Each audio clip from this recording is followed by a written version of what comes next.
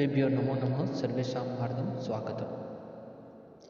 मैं नरेंद्र कुमार पिथलिया, सहायक आचार्य संस्कृत सेठ मथुरादास पिनानी राजकीय महाविद्यालय नाथद्वारा।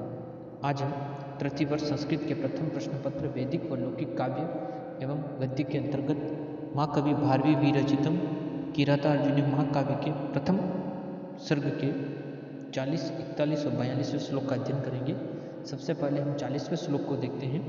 इस वाले श्लोक में दुर्योधन के विरुद्ध युधिष्ठिर जी के क्रोध के पावों को जागृत करने के लिए द्रौपदी सबसे पहले उनके भाइयों भीम, अर्जुन, नकुल, सहदेव आदि की दुरावस्था का वर्णन करके वह स्वयं युधिष्ठिर जी की दुरावस्था का वर्णन करती है। सबसे पहले उनकी दो अवस्थाएं शयन और भोजन को बताकर अब उनकी तीसरी दुर्दशा का उल्लेख कर रही है। उसी तीसरी अवस्था का उल्लेख महाकवि भारवी ने उक्त श्लोक में किया है। मैं श्लोक का वाचन करता हूँ, तत्पश्चात हम इसके अर्थ को देखेंगे। युधिष्ठिर जी की तीसरी दुरावस्था को उल्लेखित कर द्रौपदी क्या कर रही है। अनारतम यो मणिपीठ सायिनम अरंजद्राराजशिरः अस्त्रजाम रजः निषीदतस्तो चरणो वनेषु ते मृगद्विजालु शिखेषु बहिष्मान्। क्या करी द्रौपदी। अनारतम यो मणिपीठ शायिनम अरंज्यराजशिष अस्त्रजाम रजः निषीदतस्तो चरणो वनेषु ते मृगद्विज आलून् शिखेषु बहिष्वान्। अनारतम यो मणिपीठ शायिनम अरंजद्राजशिर अस्त्रजाम रजः निषीदतस्तो चरणो वनेषु ते मृगद्विजा आलून् शिखेषु बहिष्वान्। श्लोक का अन्वय इस तरह से होगा। मणिपीठ साइनो यो राजशिरः अस्त्रजाम रजः अनारतम अरंजयत तोते चरणों मृगद्विज आलून् शिखेषु बहिष्वाम वनेषु निषीदत। यानी युधिष्ठिर जी की तीसरी दुरावस्था को उल्लेखित कर अब द्रौपदी क्या बता रही है कि मणिपीठ साइना, यानी जब युधिष्ठिर जी अपने हस्तिनापुर जब शासन था तब के स्थिति को उल्लेखित कर द्रौपदी बता रही है कि मणिपीठ साइनो यानी मणिपीठ पर रखे हुए यो यानी जिनके आपके जो पैर है उनको राजशिर यानी राजा के जो सिर हैं यानी मणिपीठ पर रखे हुए महाराज युधिष्ठिर जी के मणिपीठ साइनो यानी महाराज युधिष्ठिर के मणिपीठ पर रखे हुए जिन यो राजशीर्ष यानी जिन पैरों को क्या करते थे राजशीर स्रजाम। अस्त्रजाम का अर्थ होता है यहाँ पर, स्रजाम का अर्थ यहाँ पर है मालाओं से, यानी अस्त्रजाम यानी मणिपीठ साइनो यानी मणिपीठ पर रखे हुए जिन महाराज युधिष्ठिर के पैरों को राजशीर अस्त्रजाम यानी राजाओं के सिरों की अस्त्रजाम करते मालाओं का जो रज है वह अनारतम अरंजित, अनारतम या निरंतर अरंजित यानी रंगा करता था। फिर अब दुरावस्था को लेकर द्रौपदी तोते यानी वही आचरण यानी जो पैर है वे क्या, और मृग द्विज आलून शिकेशु यानी मृग यानी हिरणों और द्विज करते ब्राह्मण तपस्वियों के द्वारा आलून शिकेशु यानी आलून करते विच्छेद काटे हुए शिकेशु यानी काटे गए सिरों वाले बहिष्याम, बहिष्याम करते उसके वनेषु यानी वनों में निषिद्धत यानी वनों में क्या हो रहे निषिद्धत यानी पढ़ रहे हैं। एक साथ अर्थ को देखिए।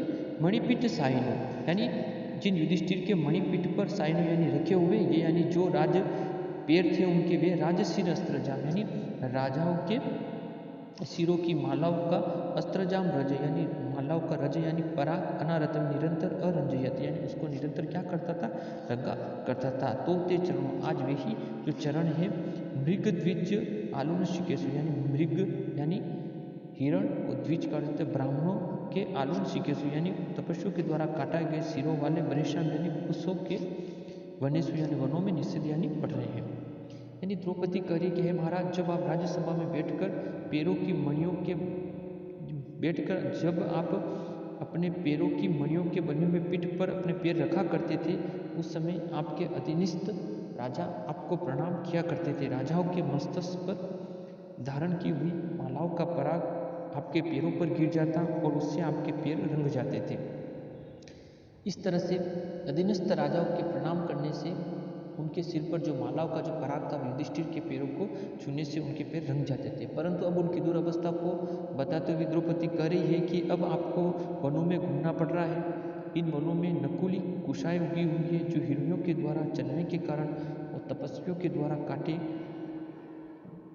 जाने के कारण ऊपर के कोमल भाग न रहने से वह अधिक नुकीली हो गई है और वे आपके पैरों को चोट पहुंचा रही है। अतः आपके कष्टों का कोई अंत नहीं दिखाई देता है। और ये सारी जो स्थिति है वह दुर्योधन के द्वारा अनीति के पूर्वक आपके राज को हड़पने से उत्पन्न हुई है।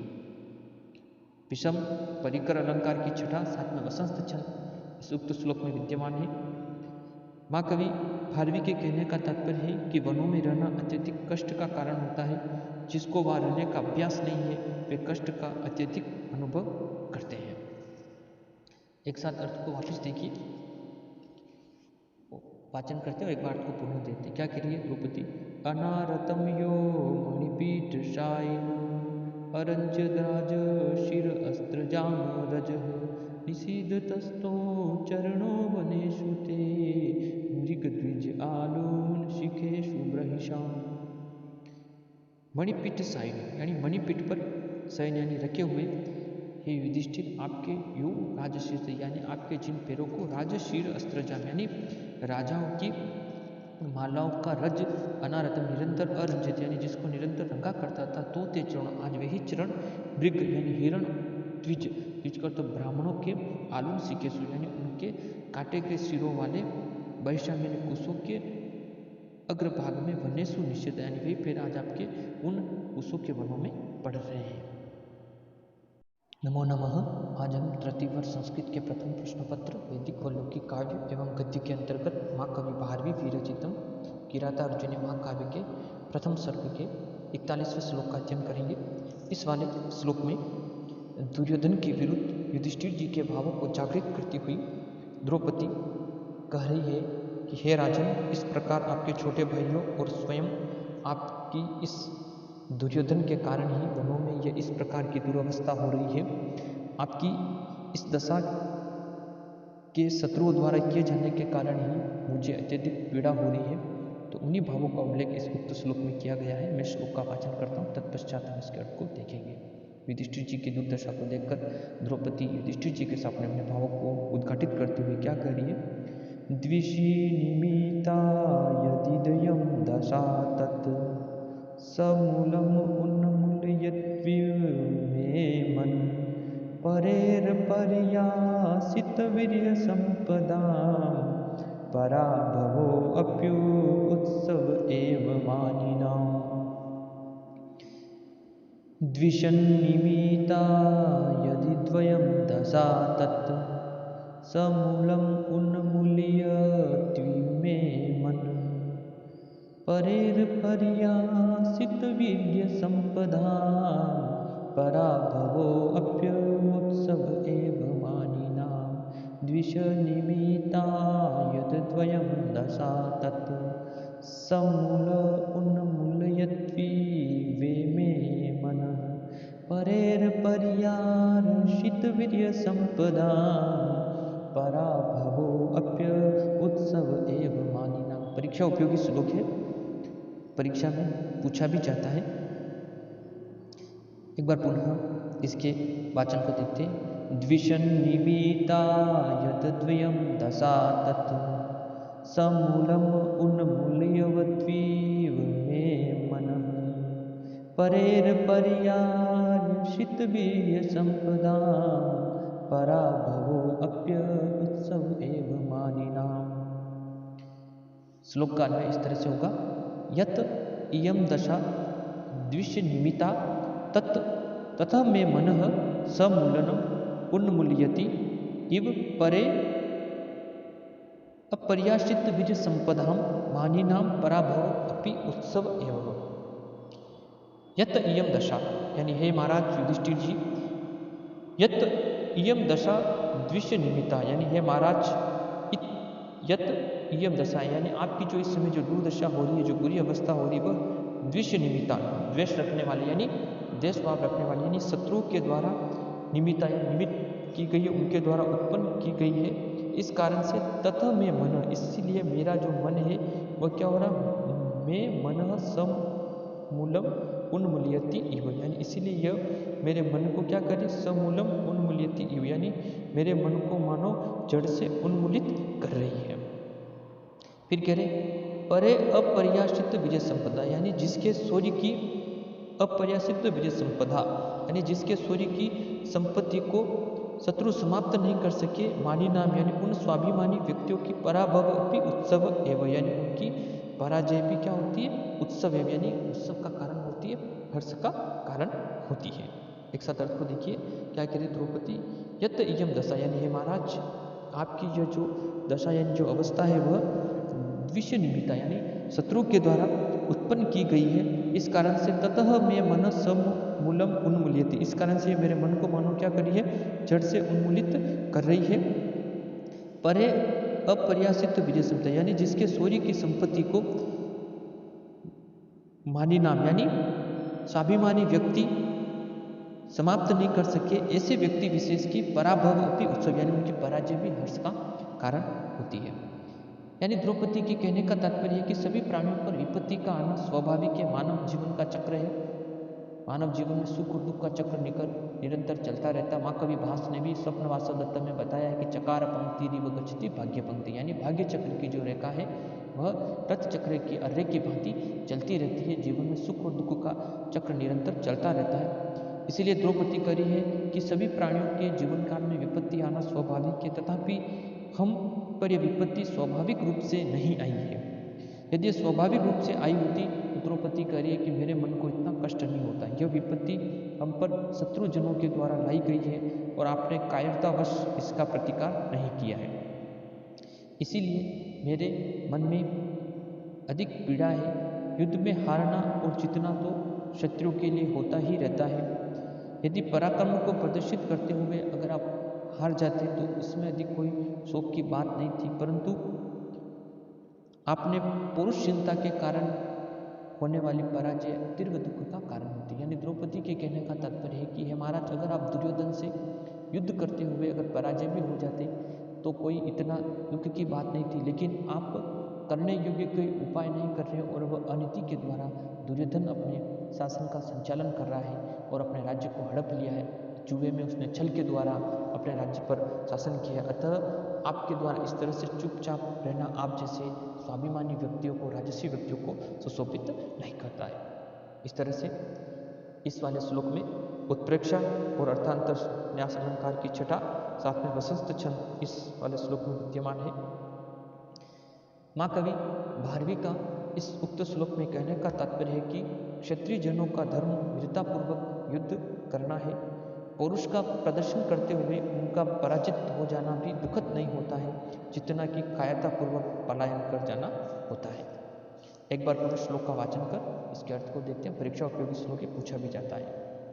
द्विष निमिता यदि द्वयं दशा तत् समूलम उन्मूलयित्वीव मे मनः परेर पर्याशित वीर्य संपदा पराभवो अप्युत्सव एव मानिना। यत अयम दशा, यानी यह आपकी जो बुरी अवस्था है वह द्विष निमित्ता, यानी शत्रु के द्वारा उत्पन्न की गई है। इस कारण से द्रौपदी के ते में मन समूलम उन्मूल्यति की हुई, यानी इसीलिए मेरे मन में क्या हो रही है, समूलम उन्मूल्यति, यानी ये मेरे मन को उन्मूल्यति यानी उखाड़ रही है, पीड़ित कर रही है। परे अपर्यासित विजय संपदा, यानी जिसके अपर्यासित विजय संपदा, यानी जिसके सूर्य की संपत्ति को परे यानी शत्रुगण समाप्त नहीं कर सके। मानी नाम पराभव, यानी इससे स्वाभिमानियों व्यक्तियों की पराभव, यानी उनकी जो पराजय है वह भी क्या होती है, अपनी उत्सव है, यानी वह भी क्या होती है, हर्ष का कारण होती है। नमो नमः। आज हम तृतीय वर्ष संस्कृत के प्रथम प्रश्न पत्र वैदिक व लौकिक काव्य एवं गद्य के अंतर्गत महाकवि भारवी विरचितम किरातार्जुनीय महाकाव्य के प्रथम सर्ग के 42वें श्लोक का अध्ययन करेंगे। इस वाले श्लोक में अब दुर्योधन के प्रति युधिष्ठिर जी के क्रोध को जागृत करने का प्रयत्न करते हुए द्रौपदी ने चारों भाइयों और उसके बाद स्वयं युधिष्ठिर जी की दुरावस्था का वर्णन करके बताया कि क्षत्रियों के लिए कायरतापूर्वक पराजय स्वीकार कर लेने से बड़ा दुख दूसरा नहीं है। अब वह युधिष्ठिर जी को राज्य धर्म को उल्लेखित कर क्या बताती है, उन्हीं भावों का उल्लेख माँ कवि भारवी ने उक्त श्लोक में किया है।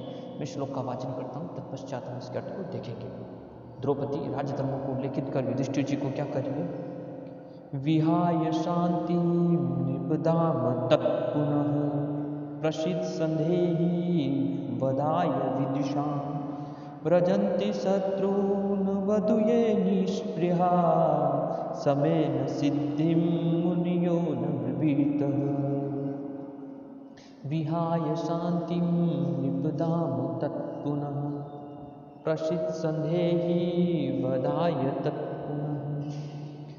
विहाय शांतिं निपदाम तत्पुनः प्रसीद संधेय विधाय विषम् व्रजन्ति शत्रून् वधूये निष्पृहा समेन सिद्धिं मुनियो न ब्रूतः। विहाय शांतिं निपदाम तत्पुनः प्रसीद संधेय वधाय विदुषाम् व्रजन्ति शत्रून् वधूये निष्पृहा समेन सिद्धिं मुनियो न ब्रूतः। श्लोक का इस तरह से होगा, नृपः शांतिं विहाय विदुषां वधाय तत्धाम पुनः संध्येय प्रसिद्धः निष्पृहा मुनयः समेन शत्रुनः अवधूय सिद्धिं व्रजन्ति ने ब्रूतः।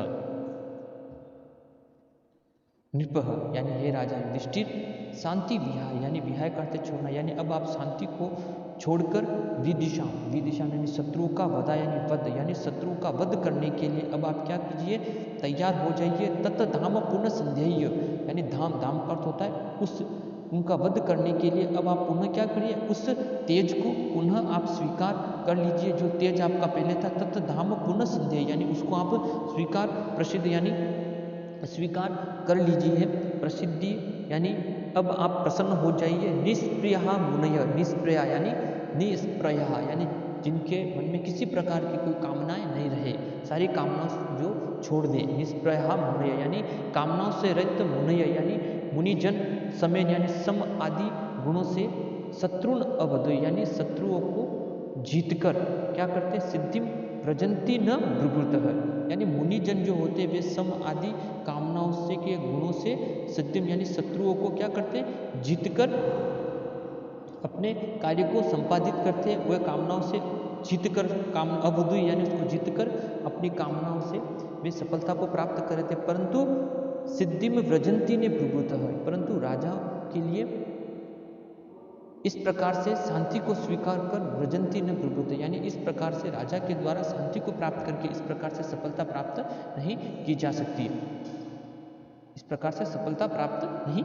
की जा सकती। एक साथ वापिस अर्थ को देखिए, क्या करें, नृप यानी हे राजन, शांतिम विहाय विद्विषाम यानी आप शांति यानी शांति को छोड़कर विद्विषाम वधा यानी शत्रुओं का वध करने के लिए तद धाम पुनः संदेह यानी उस तेज को आप पुनः स्वीकार कीजिए।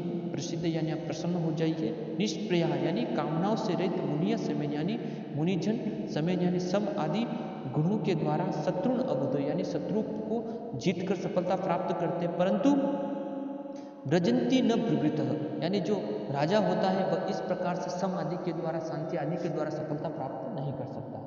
यानी द्रौपदी के कहने का तात्पर्य है, महाराज युधिष्ठिर, क्षत्रिय धर्म का विचार करते हुए आपको शांति की नीति का परित्याग कर देना चाहिए, युद्ध के लिए तत्पर हो जाना चाहिए। यानी अगर क्षत्रिय धर्म का अगर आप विचार करते हैं तो आपको शांति की जो नीति है उसका परित्याग करना पड़ेगा और युद्ध के लिए आपको तत्पर होना चाहिए। इसी में आपकी भलाई है और राजसी परिवार की जो आपका सूर्य स्वाभिमान है वह भी इसमें सुरक्षित है।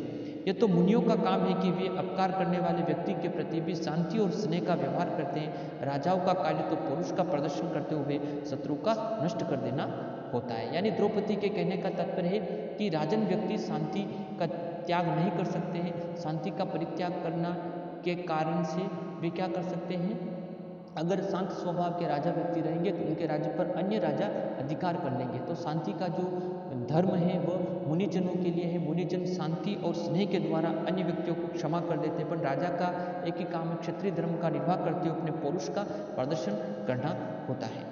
इस वाले श्लोक में अर्थांतरन्यास और परिकर अलंकार की परिसंख्या अलंकार की छटा, साथ में वसंत छंद विद्यमान है। माँ कवि भारवी के श्लोक में कहने का तात्पर्य है कि राजाओं का शासन तेजस्विता से ही बना रह सकता है, शांति को धारण करने से नहीं। प्रजा का पालन, राज्य की सुरक्षा और शत्रु का विनाश क्षात्र तेज से ही संभव होता है। एक बार पुनः श्लोक का वाचन कर इसके अर्थ को देखते हैं। क्या करी द्रौपदी? विहाय शांति नृपदाम तत्पुनः प्रसिद्ध संधेयी वधाय विदुषां प्रजन्ति शत्रून् वधूये निष्पृहा समेन सिद्धिं मुनियो न ब्रुवीतः। निर्भय शांति विहा, यानी हे राजा युधिष्ठिर शांति विहा, यानी आप शांति को छोड़कर विदिशा यानी शत्रु का वधा यानी वध करने के लिए तद धाम पुनः संदेह प्रसिद्ध, यानी उस तेज को आप पुनः धारण कीजिए, प्रसिद्ध यानी प्रसन्न हो जाइए।